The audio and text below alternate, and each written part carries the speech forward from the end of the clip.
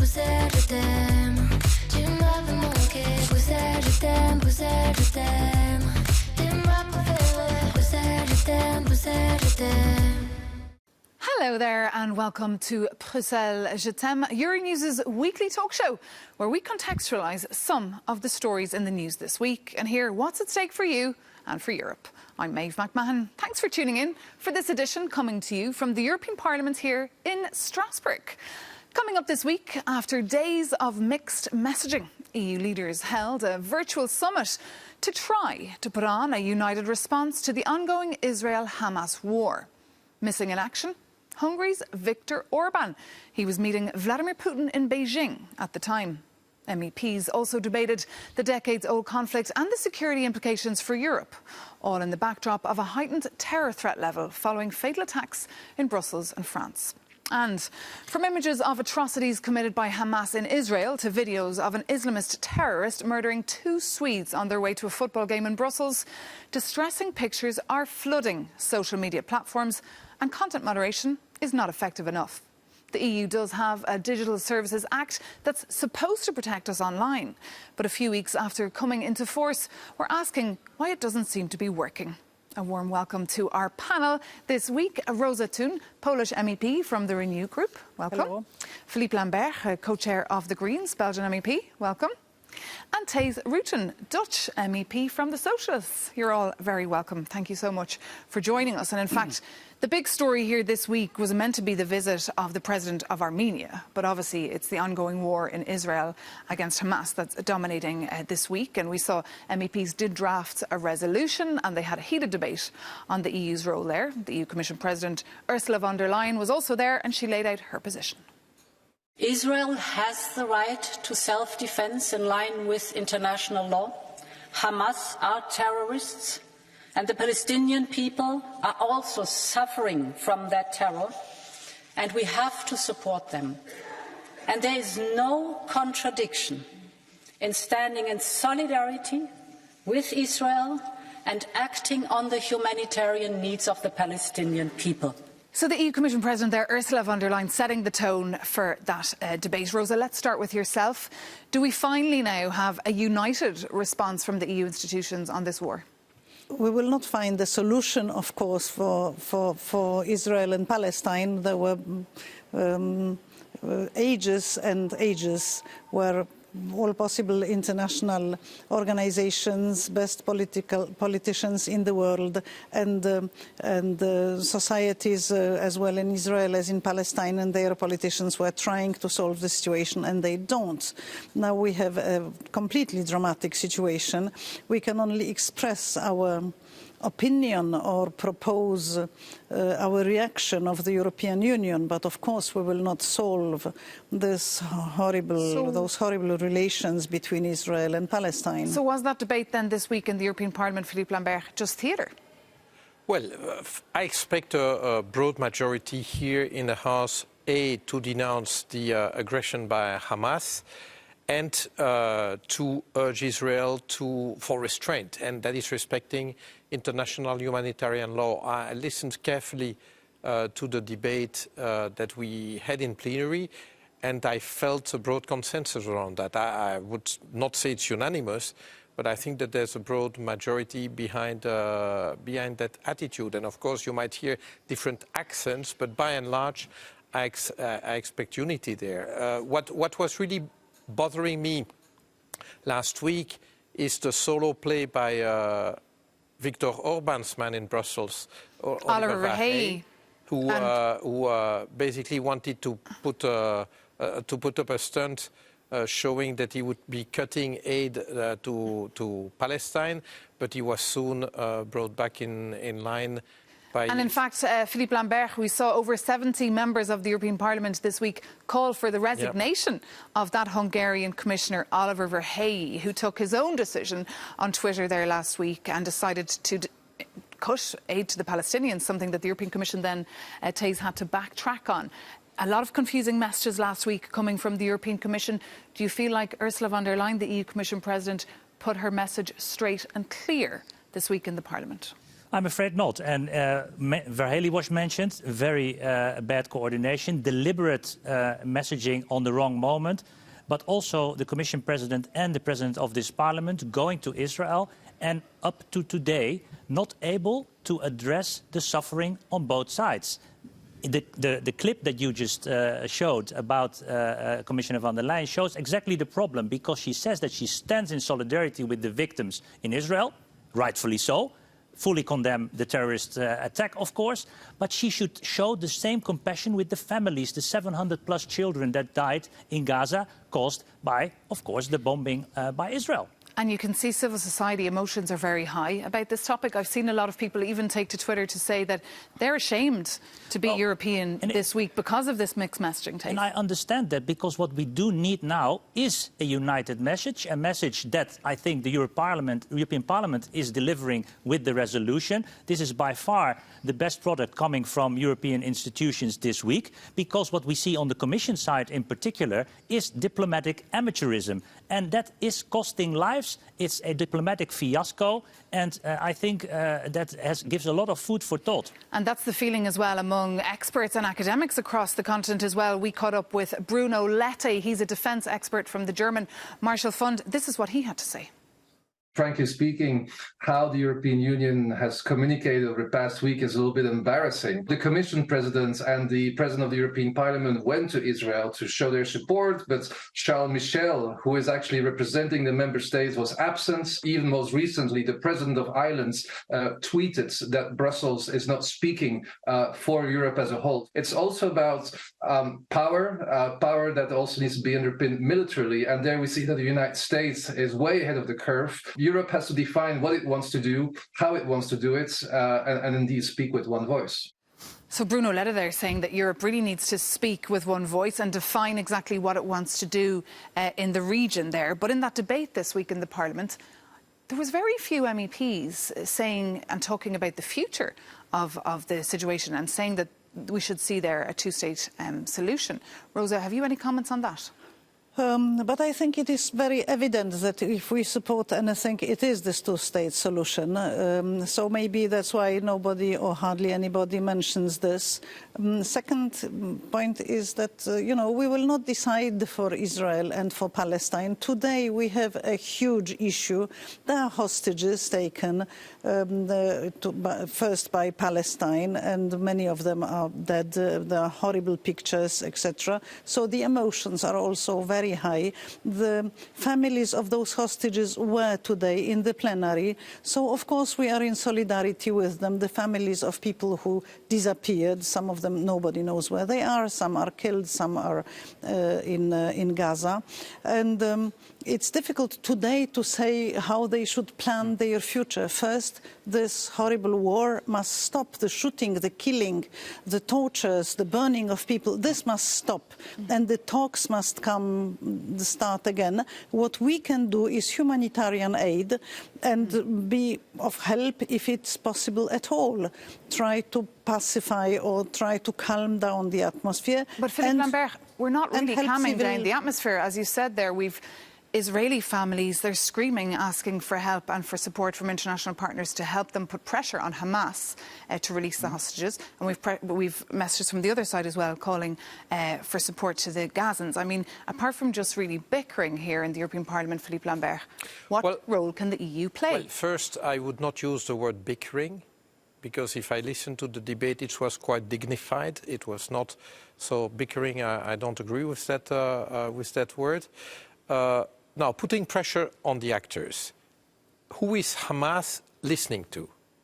Well, actually, probably Qatar. And that's about it. Who has leverage on Qatar? The United States. Who has leverage on the Israeli government, if any? The United States. And you see the limited results of Biden's visit to Israel. What we have is an opening by Netanyahu to let aid in Gaza. But we cannot say that we have safe corridors. And we have to recognize that all leverage on Israel and on Hamas are quite limited. And I would not say, by the way, that Palestine has taken hostage. A terrorist organization has taken hostages. Yes, but I would not, right, yes. I would not conflate the Palestinian people with Hamas, even though Hamas obviously enjoys quite a lot of support among Palestinians who are totally desperate, because for decades, indeed, the West has let them down in the sense that, yes, Oslo promised a two-state solution, but Israel radicalized itself, becoming more and more nativist, more and more, politically radical, denying the two-state solution. Netanyahu, as a prime minister, openly went against it.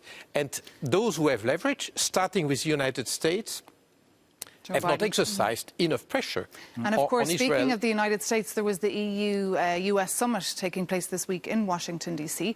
They were meant to speak about trade, but inevitably this conflict and the wider security implications as well for the region came up at that summit, because of course that was a big concern as well of that debate, this implications for the wider region and the impact that can have as well on Europe. Oh, but I think, and let's not forget that also the Israeli people that had to suffer these despicable attacks, these terrorist attacks, and now have these hostages still in the Gaza Strip, they have been betrayed and feel betrayed by their own government, because they have felt that their security was not guaranteed by that government. But the reason why the EU has less leverage now in the region, in the entire region, is because, we have to be honest, we have let this Middle East peace process been falling a little bit off the agenda. We left it a little bit to former President Trump with the Abraham Accords, and we didn't pay, as Philippe says, enough attention also to the needs and the suffering of the Palestinians, not only in the Gaza Strip, but also in the West Bank. But when you say, sorry, just a word, when you say not Palestine has taken hostages, but Hamas, I fully agree, but they are in Gaza now. Sure. But also Israel radicalized itself, not Israel, but Netanyahu. When you see those thousands and thousands of protesters, when Netanyahu introduced those changes in the judiciary, it was also against this radicalization. But electorally speaking, what we see is that the parties that are nativist, religious fundamentalists are gaining ground. That's just fact. Taze, you had a point there? Let's just listen to Taze. I fully agree. I just wanted to add that while some of our leaders, namely the Commission President, the President of this Parliament, and Oliver Verhelyi, and also Charles Michel, were doing some political infighting over who had the best quote in the news, there was one other actor who actually is in charge of foreign policy on behalf of the European Union, that was indeed trying to put pressure on countries like Iran, like Qatar, to influence... And his name is Joseph Borrell, you're referring to influence the release of the hostages and to try to limit the humanitarian suffering by pointing at the necessity of not closing down water and food supplies to Gaza. And Joseph Borrell has been criticised for not visiting the region, but in that debate earlier this week, he did say he would go when he can also visit Ramallah. And He's been very clear on his line to take. But I also spoke earlier about that virtual summit that EU leaders held a little bit earlier this week, this virtual summit that Viktor Orban decided to skip. Now, the tone was that of concern. And in a statement, we saw Charles Michel say that this conflict could have major security consequences for our societies and exacerbate tensions between communities and feed extremism. Is that something that you're seeing on the ground in your constituencies, Rosa? Surely, yes, surely, and I wouldn't call it conflict, frankly speaking, it's a war. It's a very bloody war. And of course, it's also a pity that Orban doesn't play together or act together with the rest of the member states and with doesn't take part in this building of the foreign policy, which is far too weak. Our foreign policy is too weak. So everybody is worried because this horrible war that we have now in Israel and Gaza, this can have very serious impact on what happens in other corners of the world. I am a neighbour of Ukraine. And public opinion very polarised, Philippe Lambert, on this issue. Well, indeed, our societies are increasingly polarized, and this is where people like us, who claim to carry some political responsibility, have to lead by example. the way we speak about these things, the way we speak to one another, really does matter. Because what I see is that society allows itself to be polarized because it sees its elites polarizing the debate. Exactly. And the way we behave, showing nuance, respect for what the others have to say, really matters, Because if we want moderation in the debate, we have to show moderation ourselves. And is this, you have elections coming up on the 22nd of November in your country. Is this impacting how people will vote? Possibly, because they, indeed, as Rosa also says, there is a war going on. And what do they see? They see political leaders like the Commission President, like other high officials. They see them fighting, do political infighting with each other. Philippe is also completely right. We need to create this unity. And yes, the conflict, we can be naive about that, but this war is already also a topic in every one of our societies. I have Jewish friends who are critical to Israel, who are less critical. I have Muslim friends who have the same feelings of anger. We need to come together, because the only way that we can make a difference in this conflict, in this war, but also in our societies, is to give the good example. If we speak of voice, just one sec, Philippe Lambert, because this week, of course, there was a minute's silence held for all those who've lost their lives or been injured on both sides of this war. But there was also a minute's silence held this week for the victims of the recent terrorist attacks this week in Brussels and also in Arras in France. Now, we understand these attacks were not at all linked to the ongoing war, the Israel-Hamas war, but some experts do fear that Europe should be prepared for radicalised lone wolf attacks. Take a listen now to Claude Moniquet. Il va y avoir un choc terroriste qui va suivre cette... We should expect a wave of terrorism in Europe, given what is happening in the Middle East. That said, a terrorist group like Daesh that can bring people to the Middle East and train them before sending them back to Europe does not exist anymore. Nowadays, it is more individual, family or small-cell terrorist attacks, and they are really difficult to anticipate. With a terrorist network, the intelligence services can track communications, phone calls, emails and meetings. But if you're preparing a terrorist attack with your brother, nobody will find out. Si vous travaillez à préparer un attentat avec votre frère, personne ne va le voir.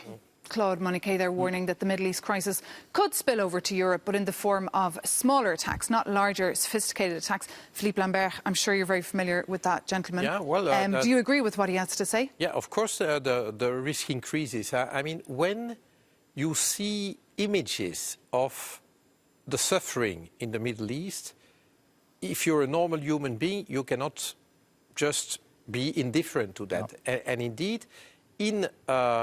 how should I say, in societies where you have people increasingly feeling left behind, desperate, not mattering to the rest of society, indeed, you can feel that anger is growing. And but anger, with some individuals, can really lead to very criminal behaviours. And is Europe, Rosa, prepared for these kind of attacks, no, Rosa? I would say no, we are not prepared. My country is surely not prepared for this kind of attacks. We didn't have any until now. And even this narrative already creates a sort of anti-migration, immigrants, etc. atmosphere. So I don't know if they realize, those people who organize terrorist attacks or those who in the name of Free Palestine attack others, that they really, how Hamas and terrorists harm enormously, how they harm the whole issue of two-state solution, of peace process, etc., etc. They do harm it, and they create an extremely how to say, a bad atmosphere around. That attack, for example, in Brussels had nothing to do, allegedly, with the Hamas-Israel war. It was regarding the burning of the Quran in Sweden, and Swedes were targeted. But my question again is, why is Europe not prepared here? Surely we've learned from the past. Sure, we learned, and unfortunately you cannot prevent any kind of attacks. There will somehow be attacks. What you can prepare for is your response. Your response and also your work in societies, in the streets, in our cities, to say, look, this is not a fight between us. This is a fight of our societies, of our democracies against terrorists. And the greatest gift that we can give to the terrorists of Hamas, to the autocrats like Putin, is to become divided internally. Okay, That is what we should prevent. On that note, I will stop you there, Thais. I'm afraid we're out of time. Yeah. But do stay with us, because after the break, we'll be sticking to this topic of violence and hate, but in its online form. And we'll be asking if the European Commission's new magic powers over social media platforms are working.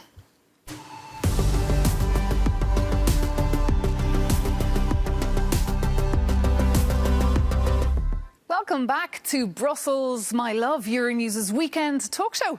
I'm Maeve McMahon, and along with MEPs Rosa Thun, Philippe Lambert and Thais Rutten, we are taking a look at some of the stories in the news this week. And one matter that was under discussion here in Strasbourg was the array of misinformation, disinformation and graphic images flooding our social medias of late with this distressing news cycle.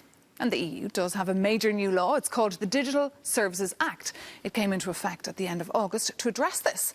It means that tech giants like X, Google, YouTube are now legally accountable for content they post online. To find out more about this Digital Services Act, I asked Asha Allen from the Centre for Democracy and Technology Europe. It's an extensive piece of legislation. So in short, the law adopts a two-pronged approach. So on one hand, it sets very concrete obligations for how digital services must tackle illegal content. And on the other hand, it introduces novel due diligence obligations for platforms to address the harmful content on their services, but also to better protect our human rights online. And these obligations are tiered depending on your size. So the bigger the platform, the greater number of obligations that you'll have to apply with. Asha Allen there speaking to me. And of course, online platforms who do not comply, they could see fines of up to 6% of their global turnover. So why? Thais, I'll start with you. Are we seeing so much harmful content lately about the Israel-Hamas war? Shouldn't this DSA be protecting us? Yes, and that's why it's so great that the Commissioner activated this legislation, this brand new piece of legislation. And he started with a letter to Elon Musk and also made it clear that these companies have to comply with this piece of legislation. And why that is so important is because, especially in these times of war, in these times of big international events, you see that disinformation is spreading over the internet because these platforms profit from the number of clicks. So they stimulate, algorithms stimulate this content. And you can see the impact it's having on people's mental health. You can see on X, formerly known as Twitter, people are leaving the platform, as I've seen in the last couple of days, because they're feeling so awful there. The images that they're exposed to, even that horrific shooting in Brussels a little bit earlier this week, graphic video footage was all over X. There's reality, and reality is not nice to see. I mean, when you see civilians being slaughtered, these images are not fake, they are real. And they are not pleasant to see. But is there not a role of the content moderator of X to remove that? Well, I mean, will we prevent TV news to present images of what is happening in the Middle East? No. So, of course, the question is the kind of messaging that goes with it.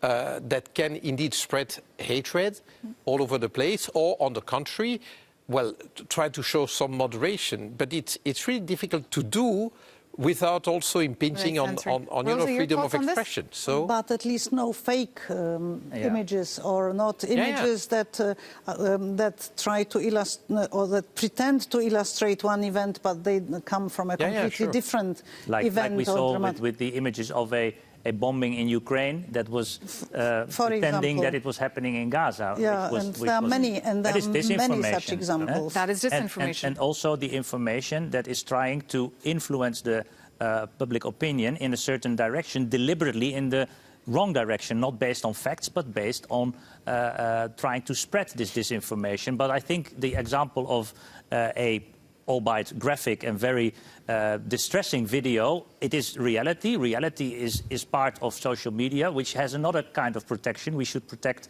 maybe our children from seeing certain graphic materials. But I think here the combating of disinformation is important, and it's also important that the Commissioner will follow up with the platforms who are not complying with the law, because otherwise this law will not have teeth. This law will not have teeth. Well, you mentioned that letter that the European Commissioner, and obviously you're referring to the French Commissioner Thierry Breton, he's in charge of the internal market.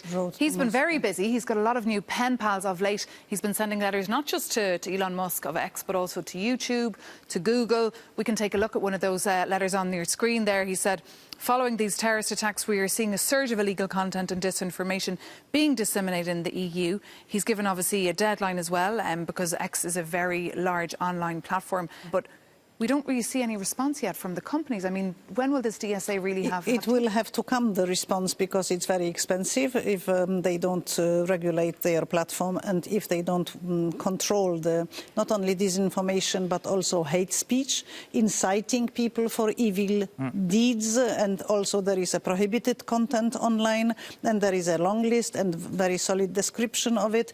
And now we will have to, as you say, give it teeth, and namely the Commission will have to take care that this content either disappears from the platform or that they are fined. But the platforms earn an enormous amount of money through the content that is placed on it, and they must control that this content is not out of our legal framework and that it doesn't destroy our societies. And not only, as you say, that people suffer psychologically because of disinformation and hate, but it can have an influence on elections, on the Brexits, and or further on terrorist attacks, on everything really. So they have a huge responsibility and they have to take it seriously. That's why we made this law. Philippe Lambert, will you see one day, you think, the Commission ever going through with actually fining one of these big companies? Sure. I mean, the Commission has a track record for going after big business. They've done it before, and I expect them to do it again.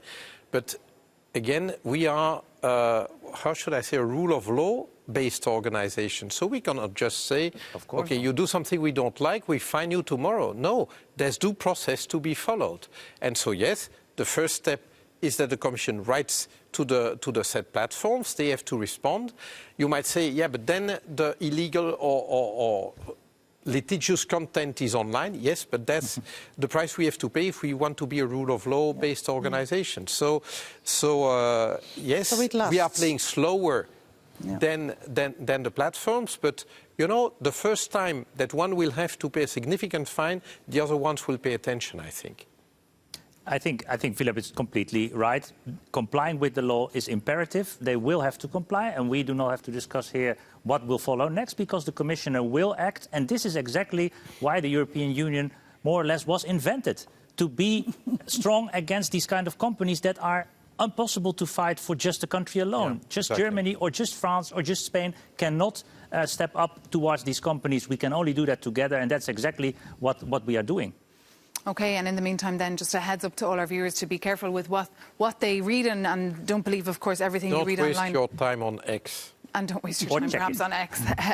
And Newsroom, of course, we're verifying everything that we're showing you on our screens. But I'm afraid that is all we have time for on this topic. Thank you so much to our panel for being with us, and thank you so much for tuning in. See you soon.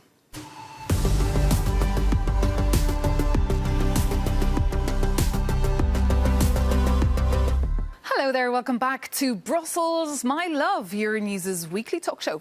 I'm Maeve McMahon. Now I'd like to talk about one item that was not on the agenda here in Strasbourg, but made serious shop talk. That is the outcome of the Polish parliamentary elections. After a few days of counting, the incumbent National Conservatives, Law and Justice, came out on top, but failed to gather a majority, meaning a change of government is very likely in Poland, and it could be led by the former Prime Minister, best known as the former European Council President, Donald Tusk. For the Polish perspective, Euronews asked Monika Sus from the Polish Academy of Science what this government would do. Get Poland back on the way of democracy. So the judiciary system will be freed, the press will be again free, and of course also rights for minorities will be reinstated, have better relationships with our neighbors, and of course we will try to be let's say, an active player within the European Union. And it wasn't really the case within the last couple of years because of the problems with the rule of law and because of a growing isolation of Polish politics, I would say. Very optimistic there, Monika Sus. Lots of things she's going to change. But of course, we're talking about three political parties now who will have to work together. They don't agree on everything.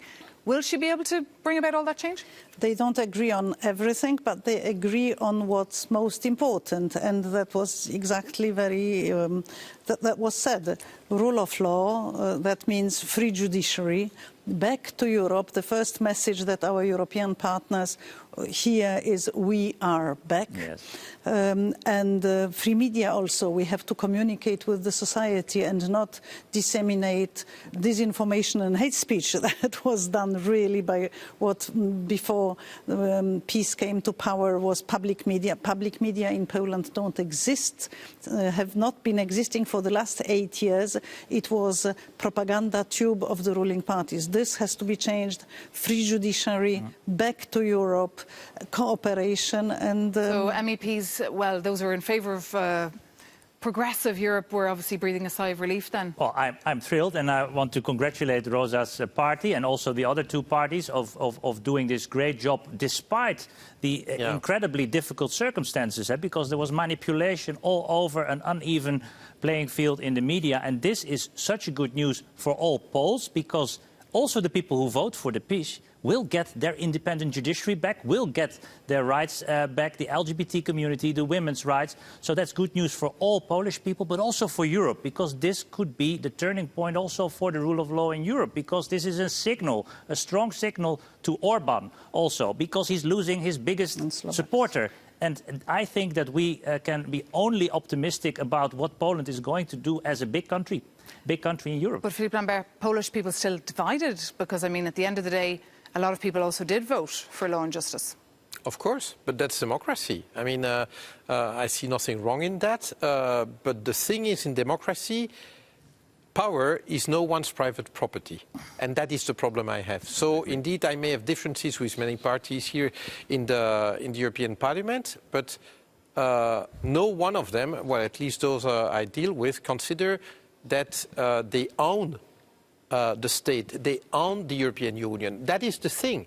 I mean, democracy is about sharing power and making sure that every piece of power has checks and balances. This is the nature of democracy.